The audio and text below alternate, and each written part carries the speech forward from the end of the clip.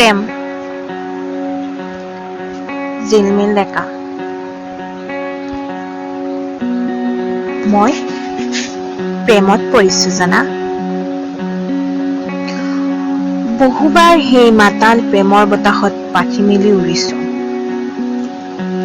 সেই যে নীলা আকাশৰ শুকুলা ডাৱৰবোৰ আৰু তাৰ পৰা সৰি পৰা টোপালবোৰ, মই তাৰ প্ৰেমত পৰিছো। গাত মেৰিয়াই লোৱা চাদৰখন যে বাৰে বাৰে উৰুৱাই নিয়ে। বান্ধৰ পৰা মুক্ত হোৱা সেই যে ২-৪ডাল চুলি বাৰে বাৰে মুখলৈ নি আমনি দি থকা মলয়া বতাহজাক, তাৰ প্ৰেমত পৰিছো মই।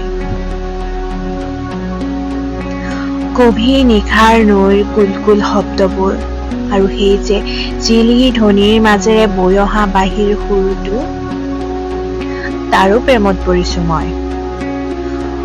মই প্ৰেমত পৰিছো জানা। ফাকুৱাৰ ৰং বিৰঙী ৰংবোৰৰ, আমাৰ পদূলিৰ বকুল জোপাৰ গোন্ধৰ আৰু তোমাৰ সেই মিঠা হাঁহিটো। আবেলিৰ যে ৰঙা বেলিটোৰ সন্মুখেৰে উৰি যোৱা সেই চৰাইজাক আৰু ৰাতিপুৱাৰ কলকলনিবোৰৰ প্ৰেমত পৰিছো মই। ৰজনীৰ শেৱালিৰ সুবাসৰ প্ৰেমত পৰিছো জানা। ৰাতিপুৱাৰ সেই ৰঙা সূৰুযৰ আৰু হিম চেঁচা কুঁৱলীৰ শীতল অনুভৱৰ প্ৰেমত পৰিছো। ভিন্নৰঙী ফুল আৰু তাত উৰি থকা পখিলাবোৰ, ৰাতিপুৱাৰ দুবৰিৰ নিয়ৰৰ মুকুতাবোৰ, বহুবাৰ প্ৰেমত পৰিছো মই।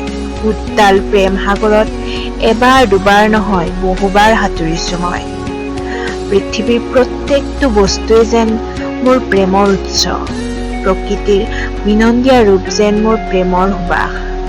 শৰীৰৰ কোহে কোহে বৈ অহা মোৰ প্ৰেমৰ জোনাক। ধন্যবাদ।